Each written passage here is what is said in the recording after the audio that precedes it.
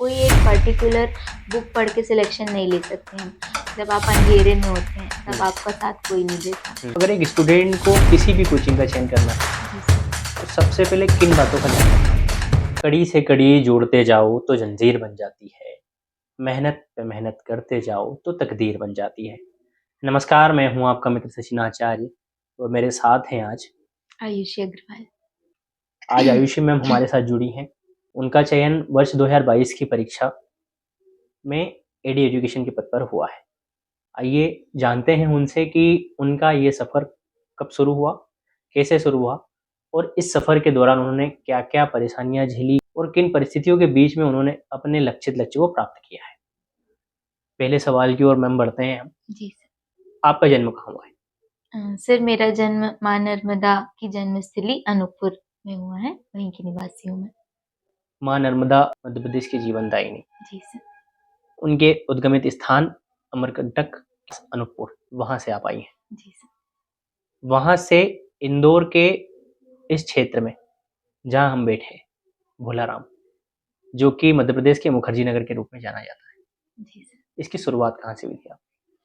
Sir सबसे पहले इंदौर में 2016 में आई थी।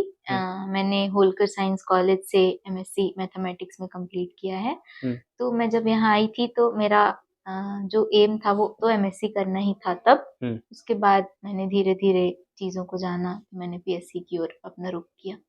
इससे पहले आपका स्नातक किस विषय में हुआ था? सर मेरा स्नातक बीएससी फिजिक्स केमिस्ट्री मैथ्स के साथ किया है मैंने। वो कहाँ से किया था? वो सर मैंने अपने होम डिस्ट्रिक्ट अनूपपुर से ही किया है। अच्छा, और प्राथमिक शिक्षा आपकी कहाँ हुई?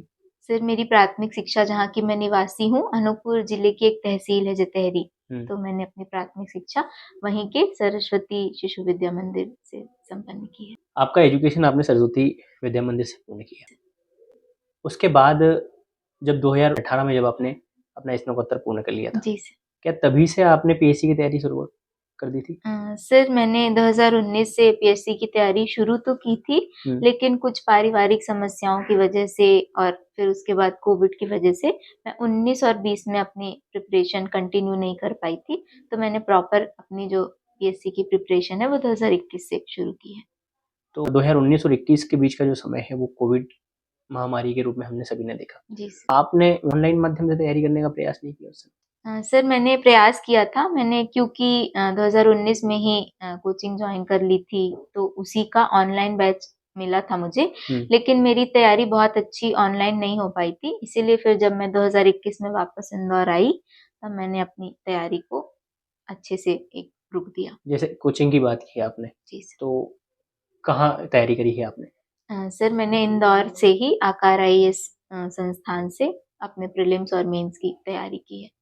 कब एडमिशन लिया था आपने वहाँ पर? सर मैंने 2019 में एडमिशन लिया था वहाँ पे, और जब कोविड आया तो ऑनलाइन उनके द्वारा कोर्स उपलब्ध कराए गए, लेकिन क्योंकि मेरी ही तैयारी में कमी थी, तो उसके बाद जब मैं 2021 में आई तो मैंने वापस से ऑफलाइन बैच जॉइन किया था। जैसे हम अगर आकार की बात करें, जी जैसे अगर आप कोचिंग से जुड़ी हो तो उसकी बात अगर करना चाहें, जी सर।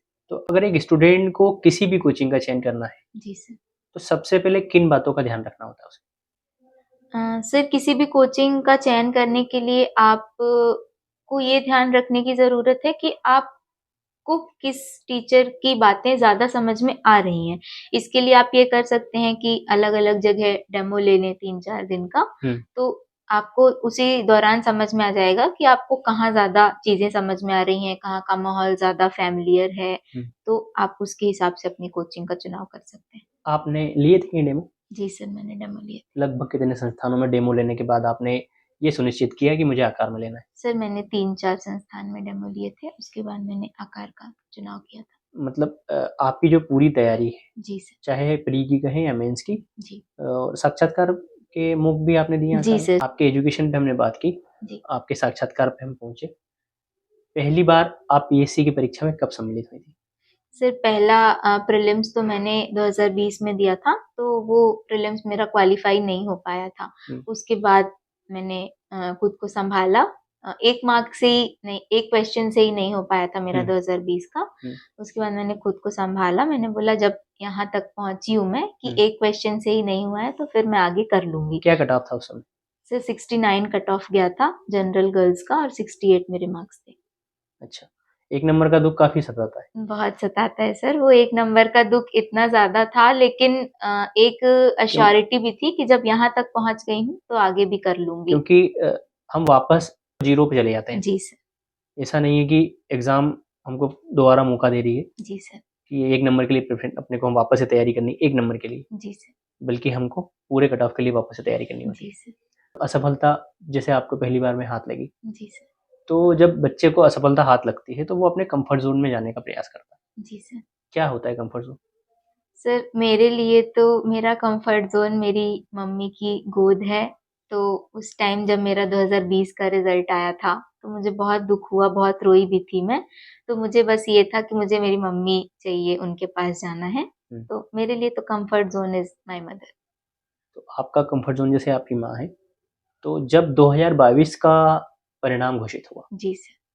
सबसे पहले किसको फ़ोन किया था सर आपने? मैंने अपनी मम्मी को ही फ़ोन किया था। क्या बोला उनको? सर मैंने उनको फ़ोन किया, मैंने बोला कि मम्मी 2022 का रिज़ल्ट आ गया है और हुँ, मैं सिलेक्ट हो गई हूँ। तो उन्होंने उस टाइम पे ये भी नहीं पूछा कि कौन-सी पोस्ट है, क्या है, बस उन्होंने मुझे बधाइयाँ दी, उनकी आँखों में आँसू थे, मैं भी बहुत ज़्यादा रो रही थी। तो हम दोनों बस रो रहे थे, बातें कर रहे थे, बहुत अच्छा मोमेंट था वो। जैसे पापा के क्या शब्द थे आपके? सर मैंने मम्मी से बात की, फिर उसके बाद मैंने पापा से बात की, तो उनको भी मैंने यही बोला और मैं बहुत ज़्यादा रो रही थी। तो पापा ने यही बोला कि बेटा तू रो क्यों रही है? तेरा हुँ, सिलेक्शन हो गया है, अब तो खुशी के दिन आ गए हैं, तो हाँ। रो क्यों रही है तू? तो बहुत अच्छा मोमेंट था वो। आप जिस जगह से आती हैं, जी, जिस तहसील से जो आपकी गृह तहसील है, जी सर। वहाँ से कोई पहले पीएससी के क्षेत्र में आए? नहीं सर, मैं वहाँ की पहली लड़की भी हूँ और पहली इंसान भी हूँ जिसका सिलेक्शन हुआ है। मतलब पूरी गृह तहसील में आपके केवल इकलौती लोक सेवा के क्षेत्र में अगर कोई आया है पहला, जी, जी। तो वो आप हैं। जी सर।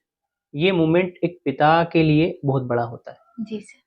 जैसे कहते हैं कि पिता का सर का ताज होती हैं बेटियाँ। जी सर। आपने उस ताज की कोहिनूरता को विपक्ष रूप में निहारा है। जी सर। इसको कैसा देखा आपने? सर मेरे पापा तो इतने ज़्यादा खुश हैं कि आज तीसरा दिन है रिज़ल्ट आने के बाद का, वो अभी तक भी वहाँ पे मिठाइयाँ बाँट रहे हैं, हुँ, मेरे स्वागत की तैयारी कर रहे हैं, हुँ, बस बोल रहे हैं घर आजा बेटा। हुँ। तो बहुत खुश हैं वो बहुत तो ज़्यादा। आपके जीवन में बहुत से मित्र आए होंगे, बहुत से टकराव हुए होंगे। जी सर। कोई ऐसा मित्र है या कोई ऐसी सखी है, जिसके फ़ोन आने की नाउम्मीद थी और उसका फ़ोन आया? सर नाम लेना तो उचित नहीं है, लेकिन ऐसे बहुत सारे लोग हैं जिनका फ़ोन आया, जिनसे संपर्क पूरी तरीके से ख़त्म हो चुका था। हुँ, कोई दुश्मनी नहीं थी, हुँ, लेकिन संपर्क नहीं था। हाँ। लेकिन जब उनको पता चला कि सिलेक्शन हुआ है, तो काफ़ी सारे फ़ोन आए जो अनएक्सपेक्टेड थे। मतलब मन में कैसा लगा फिर आपको उस समय? अच्छा ही लगा कि सामने से फ़ोन आ रहा है, हुँ, लेकिन यही है सर कि जब आप अंधेरे में होते हैं, तब हुँ, आपका साथ कोई नहीं देता। हुँ, लेकिन जब आप वहीं अंधेरे से निकल के रोशनी में पहुँच जाते हैं, तो हुँ। फिर चारों तरफ लोग दिखते हैं हाँ, आपको। वो किसी ने कहा है ना कि असफलता अनाथ होती है और जी सफलता सर। के स्वभाव जी होते हैं। सर, बिल्कुल। तो आपके जीवन में ये पल आपने अभी जी देखा। सर, बिल्कुल। मुख्य परीक्षा की तैयारी के दौरान एक अभ्यर्थी को किन-किन बातों का ध्यान रखना चाहिए? सर अगर मुख्य परीक्षा हम तैयारी करना शुरू कर रहे हैं, तब सबसे पहले ज़रूरी है सिलेबस कंप्लीट करना। जब तक आपका सिलेबस कंप्लीट नहीं होगा, आप कितनी भी राइटिंग प्रैक्टिस कर लें, कितनी भी टेस्ट सीरीज़ लगा लें, कुछ नहीं हो सकता है। सबसे पहले मेरी जो स्ट्रैटेजी है, मैंने पूरा सिलेबस एक बार कंप्लीट किया था। हुँ, उसके बाद मैंने टेस्ट सीरीज़ लगाई, प्रॉपर राइटिंग प्रैक्टिस की। हुँ। तो धीरे-धीरे चीज़ें होंगी, लेकिन सबसे पहले ज़रूरी है कि आपकी आँखों से सारा सिलेबस एक बार गुज़र जाए, तभी आप आगे कुछ कर पाएँगे। लगभग कितना समय एक अभ्यर्थी को लगता है मेंस के सिलेबस को कंप्लीट करने में? सर अगर आप शुरुआती दौर में हैं, आप एकदम ज़ीरो से शुरू कर रहे हैं, हुँ। तो 4-5 महीने कम से कम चाहिए पूरा मेंस का सिलेबस कवर करने के लिए। जैसे किन विषयों पे एक अभ्यर्थी को पहले से पकड़ बनानी चाहिए? सर कुछ लोगों की स्ट्रैटेजी ये रहती है कि जो सब्जेक्ट आपका वीक है, उसको सबसे ज़्यादा टाइम दो, उसको स्ट्रॉन्ग करो। हुँ, लेकिन मेरी जो पर्सनल स्ट्रैटेजी थी वो ये थी कि जो चीज़ें मेरी स्ट्रॉन्ग हैं, मैं सबसे पहले उसको तैयार करती थी कि मेरे उस क्षेत्र से क्वेश्चन गलत नहीं होने चाहिए। हुँ, भले जो मुझे जैसे मेरा हिस्ट्री पोर्शन थोड़ा वीक है, तो मैं कोशिश करती थी कि हिस्ट्री भले छूट जाए तो छूट जाए, बाकी चीज़ें नहीं छूटनी चाहिए क्योंकि बाकी चीज़ें मुझे स्कोर देंगी। हिस्ट्री पढ़ने में मुझे 1 महीना लगेगा, वहीं 1 महीने में मैं बहुत सारे सब्जेक्ट्स कवर कर लूँगी। मतलब जिन विषयों पे आपकी पकड़ कमज़ोर है, जी, तो उनको हम थोड़ा-सा छोड़ भी सकते हैं और थोड़ा-सा छोड़ बल्कि सकते हैं सर। उन विषयों पे हमको ज़्यादा काम करना चाहिए जो आपको आ रहे हैं। जो हमको आ रहे हैं वो मतलब वहाँ हमको से ज़्यादा नंबर गलती देने की हैं, वो नहीं हो, नहीं गुंजाइश होनी हो कोई भी। चाहिए। जी सर। अगर प्री की बात करें, जी सर। आपकी क्या रणनीति हो सकती है इसके लिए?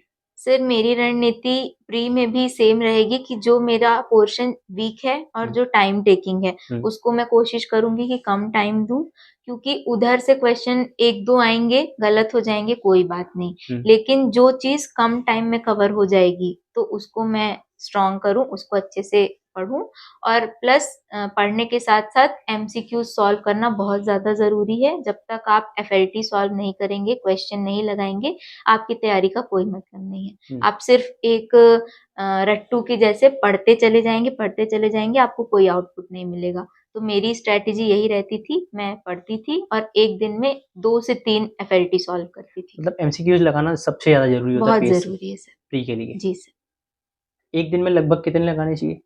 सर मिनिमम 2 लगाने चाहिए मेरे हिसाब से। अगर आपको यूनिट वाइज़ सॉल्व नहीं करने हैं, तो बहुत सारे एफएलटीज़ मिल जाते हैं, ऑनलाइन भी मिल जाते हैं, मार्केट में भी मिल जाते हैं। आप एफएलटी लेके आइए और 1 से 2 एफएलटी डेली लगाइए अपनी तैयारी के साथ-साथ। जैसे अगर पीएससी की अगर हम बात करें, तो लगातार 2 या 3 साल में हम ये देखते हैं कि 2 एग्ज़ाम या 3 एग्ज़ाम पीएससी एक सिलेबस में लेता है जी सर। और फिर चेंज कर देता है। जी सर। अगर आपका जिस परीक्षा में चयन हुआ है, जी वहाँ सर। पे साइंस पोर्शन था। जी सर। लेकिन वर्तमान की अगर हम बात करें तो यहाँ पे साइंस पोर्शन फिजिक्स और केमिस्ट्री को हटा दिया। जी सर। इस बदलाव के पीछे क्या धारणा होती है मतलब आयोग की? सर अब आयोग की क्या धारणा है, वो तो उनको ज़्यादा बेहतर पता है। जहाँ तक मुझे लगता है कि बच्चों की बहुत समय से माँग चली आ रही थी क्योंकि जो एमपीपीएससी की तैयारी करने वाले मेरे हिसाब से 60% बच्चे आर्ट्स बैकग्राउंड के होते हैं। तो उनके लिए साइंस बहुत वीक होती है। तो उनकी बहुत सालों से, बहुत समय से माँग चली आ रही थी कि आर्ट्स पोर्शन को ज़्यादा किया जाए, साइंस को कम किया जाए। तो मेरे हिसाब से बच्चों की माँग मानी गई है आयोग के द्वारा। ये इसको आप पॉजिटिव देखती हैं या फिर कैसा? मतलब अगर जिसको साइंस आता था, जी सर। जैसे आपकी ही अगर बात करें जी क्योंकि सर। आप एक साइंस के अभ्यर्थी हैं, जी सर। तो अगर आपके हिसाब से देखें, क्योंकि हिस्ट्री की अगर बात करें तो वो समंदर है। जी सर। तो उस समंदर से हम कण-कण छानते रेत के कणों को लाते हैं और जैसे-तैसे एक अंशरूपित लड्डू बनाते हैं जी सर। और उसके बाद उसको हम ग्रहण करते हैं। लेकिन हमारे लिए साइंस पोर्शन ऐसा है कि हमने पॉपकॉर्न बनाई और 2 मिनट में खा ली। जी सर। इसको कैसा देखा आपने? एक सर साइंस बैकग्राउंड के अभ्यर्थी के लिए ये कैसा रहा मतलब पॉजिटिव या नेगेटिव? सर जब सिलेबस देखा था नया वाला तब तो मेरा भी दिमाग खराब हुआ था ऑब्वियसली अगर कोई भी साइंस बैकग्राउंड से है, मैथ से है तो उसको साइंस अच्छी लगती है। हाँ। तो जो पुराने सिलेबस का थर्ड पेपर की जो 10 यूनिट होती थी, वो मुझे तो बहुत अच्छी लगती थी पर्सनली। हाँ। तो जब मैंने सिलेबस देखा था तो मुझे भी लगा था, अफ़सोस हुआ था कि यार ये तो स्कोरिंग था मेरे लिए ये वाला पेपर। हाँ। लेकिन at the end of the day अगर आपको एमपीपीएससी क्वालीफाई करना है, तो आपको हर चीज़ स्वीकार करनी होगी। कहीं भी कमी रह जाए तो रह जाए, ठीक है, कोई बात नहीं, लेकिन आपको अपनी तरफ से तो पूरा 100% देना है। आपने जैसे स्कोरिंग करने की बात की, जी। पेपर 5 की अगर बात की जाए हिंदी का पेपर, जी सर। सामान्य अभ्यर्थी के लिए कहें या लोअर बैकग्राउंड अभ्यर्थी के लिए कहें, सब जो सबसे पीछे तबके में आता है, हिंदी उसको भी आती है। जी सर। वहाँ आम जन की हिंदी में और पेपर 5 पीएससी की हिंदी में क्या फ़र्क होता है? सर आम जन की हिंदी में अशुद्धता भी हो सकती है, अशुद्ध बोल भी सकते हैं, लिख भी सकते हैं। इवन अगर हम 4 पेपर की ही बात करते हैं, तो आप कहीं पे अगर मात्राओं में गलती कर देते हैं, शब्द चयन में गलती कर देते हैं, तो वो क्षम्य अपराध है। लेकिन अगर आपने हिंदी के पेपर में मात्राओं की गलती की, तो वो अक्षम्य है। हिंदी के पेपर में क्या कितना अचीव किया था आपने? सर अभी स्कोर कार्ड तो नहीं आया है मार्कशीट जो है, लेकिन मुझे जहाँ तक लगता है मेरी हिंदी में मार्किंग अच्छी हुई होगी क्योंकि मैंने जितने भी टेस्ट दिए हैं पेपर से पहले, तो मेरे 140 प्लस ही मार्क्स रहते थे हिंदी में। 140 हिंदी प्लस। मेरा पसंदीदा विषय भी रहा है हमेशा से। इसके पीछे क्या कारण है? सर इसके पीछे कारण स्कूल टाइम से ही क्योंकि मैं सरस्वती की छात्रा हूँ, तो वहाँ हमको शुरू से ही बहुत अच्छी हिंदी पढ़ाई जाती है और मेरा पर्सनल इंटरेस्ट भी था हिंदी में। तो हिंदी मुझे हमेशा से ही पसंद थी, प्लस जब मैंने कोचिंग की तो यहाँ के जो टीचर्स हैं उनका मार्गदर्शन प्राप्त हुआ मुझे, तो उनके द्वारा भी काफ़ी सपोर्ट मिला। जैसे आपने बात की कि रुचि थी आपकी जी लेखन सर। के विषय में, तो उस समय में लेखन प्रतियोगिताएँ जैसे हम अगर आप सरस्वती में पढ़ी तो वहाँ पे तो भाषण प्रतियोगिता और निबंध प्रतियोगिता आए दिन आयोजित होती रहती है। जी सर। क्या कभी स्कूल टाइम में निबंध प्रतियोगिता इस टाइप के पत्र लेखन में कहीं भाग लिया? सर निबंध में मैंने पार्ट लिया था, लेकिन इतना ज़्यादा नहीं कि कोई अचीवमेंट हासिल हुई हो, लेकिन पार्ट लेती थी मैं। अच्छा, पहली बार आपने पीएससी कब दी थी? सर 2020 में मैंने पहला प्री दिया था, जो क्वालीफाई नहीं हुआ था मेरा। उसके बाद मैंने 2021 से लगातार प्री दिए हैं और क्वालीफाई किए हैं। मतलब आपने 21 का मेंस लिखा, 22 का मेंस लिखा, जी 22 के सर। मेंस में आपका हुआ, जी 23 सर। का भी? जी सर, 23 का भी इंटरव्यू है मेरा। मतलब इसके बाद आपको और इंटरव्यू देने ही हैं। जी, जी सर। अब बात की जाए आपके जीवन से जुड़ी हुई कुछ, जैसे कॉलेज की बात की या आपने अपनी स्कूली शिक्षा की बात की, रुचि क्या रही थी आपकी इस समय में? सर मेरी हॉबीज़ सिंगिंग ही रही है हमेशा से। हुँ, मुझे गाने सुनना, गाना बहुत पसंद है। कैसे गाने गाती हैं मतलब आप? बॉलीवुड सॉन्ग्स। गुनगुना पाएँगी आप? जी सर। बहुत अच्छा लगा ये सुनकर। आइए हमारे पॉडकास्ट की तरफ हम वापस से आते हैं। जी सर। अब मेरा सवाल है आपसे, बुक लिस्ट की अगर बात करें हम जी सर। प्री के लिए, जी सर। क्या हो सकती है वो? सर ये अपनी अलग-अलग चॉइस है, आपको जिस बुक से पढ़ना ज़्यादा अच्छा लगे, जिस बुक से समझ में आए, आप वो पढ़ें। कोई एक पर्टिकुलर बुक पढ़ के सिलेक्शन नहीं ले सकते हम। मेरा पर्सनल मानना ये है, बस आप एक चीज़ अगर पढ़ रहे हैं, तो उसी को मल्टीपल टाइम्स पढ़ें, अलग-अलग बार अलग-अलग सोर्स ना अपनाएँ। 5 बुक को एक-एक बार पढ़ने से अच्छा है आप 1 बुक को 5 बार पढ़ें। मतलब रिवाइज़ करना सबसे ज़्यादा ज़रूरी होता रिवाइज़ है। करना बहुत ज़रूरी है, तो मैं एक ही सोर्स मैंने लिया है हमेशा से और उसी को मैंने बार-बार रिवाइज़ किया है। हुँ। आपने असफलता को जिया है, जी। सफलता आपकी नज़र में क्या है? सर सफलता मेरी नज़र में रिज़ल्ट के बाद मेरी माँ की आँखों में वो जो आँसू देखा था मैंने, वो ही मेरे लिए सफलता है। जब वो आँसू मैंने देखा, मैंने समझा मैं सफल हो गई। मतलब माता-पिता की आँखों में जो खुशी के आँसू हैं वही आपकी जी सफलता सर। है। अगर हम बात करें आपके कोचिंग के समय की, जी। वहाँ का कोई टीचर है मतलब आपका पसंदीदा या उनके स्टाफ में कोई जो काम करने वाले सदस्य हैं, कार्मिक लोग जो, जी सर। उनमें कोई ऐसा था जिनके पास अपनी बिना कहे अपनी कोई बात लेकर जा सकती थी? सर मेरी आकार के साथ जर्नी काफ़ी लंबी रही है। मैंने प्रीलिम्स भी यहीं से किया है, मेंस भी किया है और इंटरव्यू की प्रिपरेशन भी की है। तो इस दौरान जितने भी टीचर्स हैं यहाँ के, मेरा सबके साथ एक पर्सनल कनेक्ट रहा है और उसके साथ-साथ जितने भी यहाँ के स्टाफ मेंबर्स हैं, चाहे वो रिसेप्शन में बैठने वाले हों या फिर जो अलग से काम करने वाले हों, सब मुझे पर्सनली नाम से जानते हैं और मेरा उन सबके साथ बहुत अच्छा कॉन्टैक्ट रहा है। तो ऐसा कोई इंडिविजुअल तो नहीं, लेकिन सबके साथ मेरे बहुत अच्छे संबंध रहे। अगर किसी एक टीचर की बात करूँ? आकार के ही अमित तिवारी सर हैं, नितिन गुप्ता सर हैं। तो मतलब मेरे लिए ये दोनों मेरे मेंटर हैं, गाइड हैं, भाई हैं, सब हैं मेरे लिए वो यहाँ के लिए। यहाँ जब आप इंदौर आई थी, जी। तो कहाँ रही थी आप सबसे पहले इंदौर में? सर इंदौर में मैं भंवरकुआँ पे रहती थी सोहम गर्ल्स हॉस्टल है। गर्ल्स हॉस्टल में रही हैं आप। जी सर।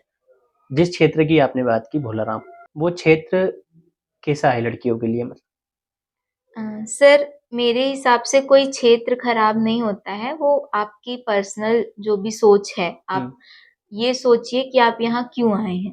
अगर आप पढ़ने आए हैं, तो आप किसी भी जगह रह के पढ़ लेंगे। अगर आप बर्बाद होने आए हैं, तो आप बहुत अच्छी से अच्छी जगह रह लेंगे, तब भी बर्बाद हो जाएँगे। महिला सुरक्षा के नाम पे अगर हम बात लें भंवरकुआँ की या जी भोलाराम सर। क्षेत्र जी की, सर। उसमें कैसा देखते हैं इस क्षेत्र को आप? सर मेरे को तो काफ़ी साल हो गए हैं यहाँ रहते हुए, तो मुझे नहीं लगता कि बहुत ज़्यादा तो मुझे नहीं लगता कि असुरक्षित है क्योंकि मैं तो अपने आप को सुरक्षित ही महसूस करती हूँ यहाँ पे। कुछ गतिविधियाँ बीच-बीच में सुनने में आती हैं, तो वो गतिविधियाँ भंवरकुआँ, भोलाराम में नहीं, वो तो कहीं भी हो सकती हैं। तो ऐसा नहीं कि भंवरकुआँ, भोलाराम असुरक्षित है लड़कियों के लिए, बस वो लड़कियों के ऊपर ही है कि उन्हें कैसे रहना है। चूँकि आप एक महिला हैं, जी सर। महिला सुरक्षा से जुड़ा हुआ सवाल मैंने आपसे पूछा। जी। महिलाओं के ऊपर एक आत्मिक दबाव होता है शादी का। जी सर। चाहे पारिवारिक का कहें जी सर। या समाज का कहें। जी सर। एक दफ़ा परिवार के लोग और पीछे रह जाते हैं, लेकिन समाज आगे आता है कि आपने अपनी बेटी की शादी नहीं की, आज 25 साल की हो गई, 26 साल की हो गई, इतनी उम्र में कौन ही बेटियों को रखता है हमारे घर में। ऐसा दबाव परिवार की तरफ से आपको झेलने को मिला था कभी? सर, भगवान की कृपा रही है मुझ पे कि मेरे परिवार की तरफ से मुझे कभी ऐसा दबाव नहीं आया। हुँ, समाज की तरफ से हाँ, उन पे भी आया और समाज की तरफ से मुझ पे भी आया। लेकिन जो मेरे मम्मी-पापा हैं, उन्होंने कभी इस दबाव को सीरियसली नहीं लिया। जब भी कोई बोलता था मेरे पापा से ही कि अब शादी कर दो बेटी की, तो वो यही हुँ। बोलते थे कि अभी मेरी बेटी पढ़ रही है, पढ़ने दो। जब तक नहीं बोलेगी वो कि मुझे करना है, तब तक वो पढ़ेगी, मुझे कोई जल्दी नहीं है। जैसे एक सामान्य परिवार की अगर बात करें तो कुछ निश्चित समय दिया जाता है जी सर। कि 2 साल में आपको निकालना है, जी सर। उसके बाद आपकी हम शादी कर देंगे। ऐसा आपको कब लगा कि अगर मेरा नहीं निकला, तो मेरे साथ ये घटना हो सकती है? सर, अभी तक तो मेरे घर की तरफ से ऐसा कोई प्रेशर नहीं आया था कि शादी करनी है या कुछ भी।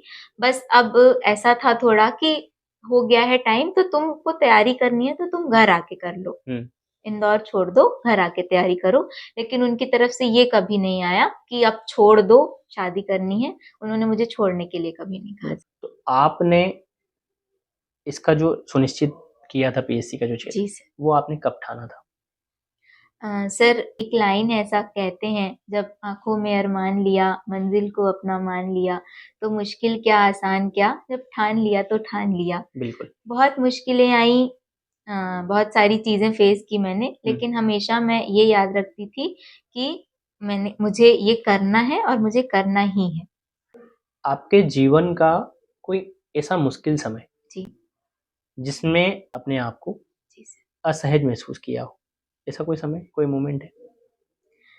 सर, मेरा 2021 का पहला इंटरव्यू था, तो वो बहुत गोल्डन टाइम था हाँ। और उसी दौरान मेरा पैर फ्रैक्चर हो गया था। तो मैं व्हीलचेयर पे गई थी इंटरव्यू देने के लिए, हुँ। तो उस टाइम पे मैंने अपने आप को बहुत असहाय-सा महसूस किया था कि लोग क्या नहीं करते इस दिन के लिए और मैं व्हीलचेयर पे जा रही हूँ। हुँ। तो मुझे भी उस दिन ऐसा लगा कि सांत्वना मिल सकती है, लेकिन नंबर तो मुझे नहीं पता। हुँ। और मेरा रह भी गया 2021 का फाइनल सिलेक्शन, मेरी एटीओ के पोस्ट पे वेटिंग आई थी, हुँ। तो वो टाइम था कि मेरे लिए। इस बार इंटरव्यू में क्या मार्क्स थे आपके? सर, मेरे 122 मार्क्स हैं इंटरव्यू में। और अगर ऑल ओवर रैंक की अगर हम बात करें, जी सर। वो क्या रहेगी आपकी? सर, मेरी एडी एजुकेशन पे 27th रैंक है। एडी एजुकेशन पे हाँ। 27th रैंक है। जैसे आपने बात की 27 की, जी सर। 27 में 2 शब्द हैं, 2 और और 7। 7। आपके जीवन के कोई ऐसे बहुमूल्य 2 व्यक्ति, जिन्होंने आपकी इस तैयारी के दौरान, चाहे वो मित्र हो, बॉयफ्रेंड हो या परिवार का कोई सदस्य हो, कौन ऐसे 2 व्यक्ति थे? सर, मेरी तैयारी के दौरान मैं डिफ़ाइन तो नहीं कर पाऊँगी कि किसका योगदान ज़्यादा था या कम था, हुँ। क्योंकि जितना सपोर्ट मुझे मेरी फैमिली ने किया है, उतना ही मेरे दोस्तों ने भी किया है और उतना ही मेरे टीचर्स ने भी किया है। हुँ।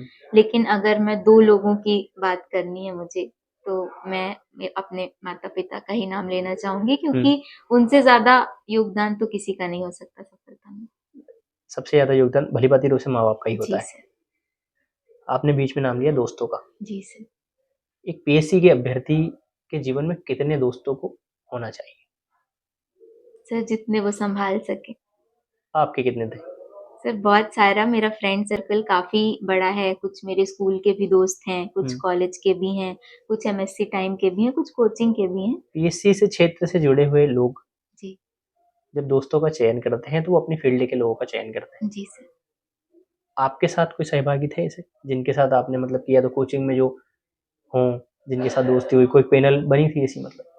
सर, कोचिंग के काफ़ी सारे दोस्त मेरे अभी भी वर्तमान में भी साथ में हैं और उनका हमेशा से ही सपोर्ट रहा एक है। एक जो होती है ग्रुप स्टडीज़, जी सर। ग्रुप स्टडीज़ की अगर बात करें, जी सर। उसमें क्या होता है? मतलब ग्रुप स्टडीज़ के नाम पे क्या होता है? जैसे अगर ग्रुप बना रहे हैं, जी सर। उसकी क्या अवधारणाएँ होती हैं कि हमको इस प्लानिंग पे काम करना है? जैसे अगर नोट्स की बात की तो किसी ने कुछ लिख लिया, किसी ने कुछ लिख लिया और संयुक्त रूप से तैयारी की जाती है। आपने ऐसा कुछ किया था अपने ग्रुप के साथ? सर, मैं थोड़ा रिज़र्व रहने वाली लड़की हूँ, तो ग्रुप स्टडी मैंने तो कभी नहीं की, लेकिन मैं ग्रुप स्टडी को बुरा नहीं मानती। उन लोगों के लिए अच्छी है जिनको ग्रुप में पढ़ना पसंद है, डिस्कशन करना पसंद है, लेकिन मुझे अकेले रह के अपनी किताबों के साथ पढ़ना ज़्यादा पसंद है, इसीलिए मैंने तो ग्रुप स्टडी नहीं की है। लेकिन जिन लोगों को पसंद है, उनके लिए बहुत बेनिफिशियल भी होती है। 4 लोग हैं अगर ग्रुप में, तो 4 लोगों ने अलग-अलग टॉपिक पढ़ लिया, फिर साथ में बैठ के डिस्कस कर लिया, तो वो ज़्यादा समझ में आता है लोगों को। लेकिन मुझे खुद का पढ़ाई समझ में आता है, इसीलिए मैंने कभी ग्रुप स्टडी नहीं की। बहुत से लोगों को एकांत में पढ़ने की या अकेले पढ़ने की आदत जी होती है, सर। उन्हीं में से आप जी हो सर। सकती हैं। जैसे अभ्यर्थी कई बार हताश हो जाता है जी सर। या उसकी परिकल्पनाएं समाप्त होने लगती हैं।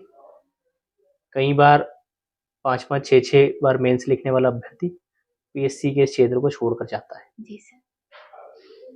जबकि वो उसका पिक ऑफ द टाइम होता है कि अब उसकी जॉब में बस थोड़ी बहुत लगने कमी वाली है और लगने वाली है। जी सर। तो ऐसे अभ्यर्थियों को क्या करना चाहिए? सर, जब हम तैयारी शुरू करते हैं, तभी हमको पता होता है कि हमको पेशेंस तो रखने हैं। लेकिन अगर आपके पेशेंस छूट रहे हैं, उस टाइम पे आपको ये सोच लेना है कि आप यहाँ क्यों आए थे। अगर आपके दिमाग में ये पिक्चर क्लियर है कि आप यहाँ क्यों आए थे, तो आप कर लेंगे, आप अपने पेशेंस नहीं खोएँगे। और अगर एक अभ्यर्थी को ये पता है कि वो 5-6 अटेम्प्ट दे चुका है, उसकी जॉब बस लगने वाली है, तो 1 साल 2 साल और देने में क्या, अगर आपने इतना टाइम दिया है, तो आप 1 साल 2 साल और दे और दे सकते हैं। सकते हैं। और दूसरी चीज़, अगर हम ये सोच के आएँगे इस फ़ील्ड में कि हमको पैसे कमाने हैं या फिर हमको रुतबा चाहिए, तो एक टाइम के बाद आपके पेशेंस खत्म हो जाएँगे, क्योंकि आप ये सोचने लगेंगे कि पैसे तो हम कहीं से भी कमा सकते हैं। तो इसीलिए आपको एक स्ट्रॉन्ग रीज़न होना चाहिए इस फ़ील्ड में आने के लिए। वो स्ट्रॉन्ग रीज़न कुछ भी हो सकता है। आपको लोक सेवा करनी है, आपको लोगों के साथ अच्छा लगता है, आपको अपने माँ-बाप का सपना पूरा करना है। तो ये स्ट्रॉन्ग रीज़न लेके अगर आप आएँगे, तो आप अपने पेशेंस कभी नहीं खोएँगे। जैसे अगर आपकी बात करें, जी सर। आप क्यों आई थी पीएससी के क्षेत्र में? सर, मेरे कुछ 2-3 रीज़न्स थे।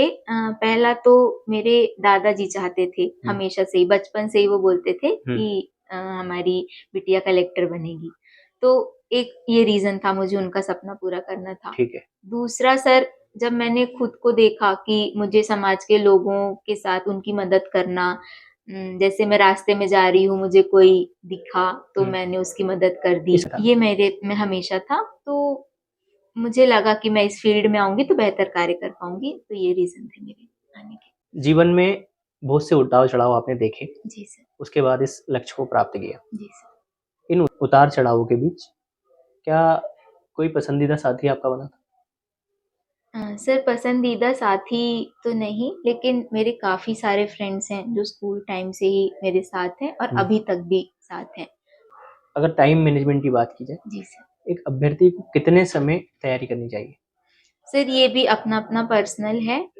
अगर आपको लगता है आपको 8 से 10 घंटे पढ़ना है, ज़रूरी है, तो आप 8 से 10 घंटे पढ़ें। वही चीज़ अगर आपको लगता है आप 4-5 घंटे में कवर कर लेंगे, तो आप 4-5 घंटे भी पढ़ सकते हैं। हाँ, ये जो टाइमिंग है वो एग्ज़ाम के टाइम में हमको थोड़ी बढ़ानी होती है। अगर हम डेली 8 घंटे पढ़ रहे हैं, तो हमको एग्ज़ाम के टाइम पे 12-13 घंटे पढ़ने होते हैं। जैसे आपने जो अचीवमेंट हासिल की, जी सर। ये दूसरे प्रयास में आपका जी हुआ सर। है। अब आपको 23 का इंटरव्यू देना है। जी सर। क्या इस पद पे आकर आप संतुष्ट हो पा रही हैं या फिर आपको डीसी की चाह है? सर, मुझे अवश्य ही डिप्टी कलेक्टर की चाह है और मैं जब तक मुझसे संभव हो पाएगा, मैं कोशिश करती रहूँगी, डिप्टी कलेक्टर बन जाऊँ मैं। हमने टाइम मैनेजमेंट की बात की। टाइम मैनेजमेंट के साथ साक्षात्कार की बात अगर करें, ठीक। साक्षात्कार के दौरान जब आप अपने साक्षात्कार की तैयारी करते हैं, इंटरव्यू की आप जब तैयारी करते हैं, तो उसकी शुरुआत कहाँ से होती है? सर, साक्षात्कार की शुरुआत उसी दिन से हो जाती है जब आप मेंस के रिज़ल्ट में अपना रोल नंबर देखते हैं। उसके बाद आप अपने टीचर से, अपने फ्रेंड से जानने समझने की कोशिश करते हैं कि अब क्या-क्या करना है हमें। तो सबसे पहले तो हमें डॉक्यूमेंट सबमिट करने होते हैं आयोग में जाके, उसके बाद हमारी तैयारी शुरू होती है। जैसे डॉक्यूमेंटेशन की जो अगर फाइल बात करें, अगर उस फाइल की बात करें, जी सर। उसमें क्या-क्या होना चाहिए? सर, आयोग के द्वारा जो फॉर्म जारी किए जाते हैं, वो वो भर के सबमिट करने होते हैं हमें। उसके अलावा अगर आप किसी कैटेगरी से बिलॉन्ग करते हैं तो उसका वैलिड प्रमाण पत्र होना चाहिए, आपका निवास प्रमाण पत्र होना चाहिए, आपकी एक आइडेंटिटी प्रूफ होना चाहिए, आपका जीवित रोजगार पंजीयन होना चाहिए। ये सारे डॉक्यूमेंट्स आयोग के द्वारा एक परिशिष्ट जारी करके स्वयं ही मांगे जाते हैं, उसके अकॉर्डिंग आपको डॉक्यूमेंट्स जमा करने हैं। जैसे मुख्य साक्षात्कार के पहले अभ्यर्थी मॉक इंटरव्यूज देता है, जी सर। लगभग कितने मॉक इंटरव्यूज एक अभ्यर्थी को देने चाहिए?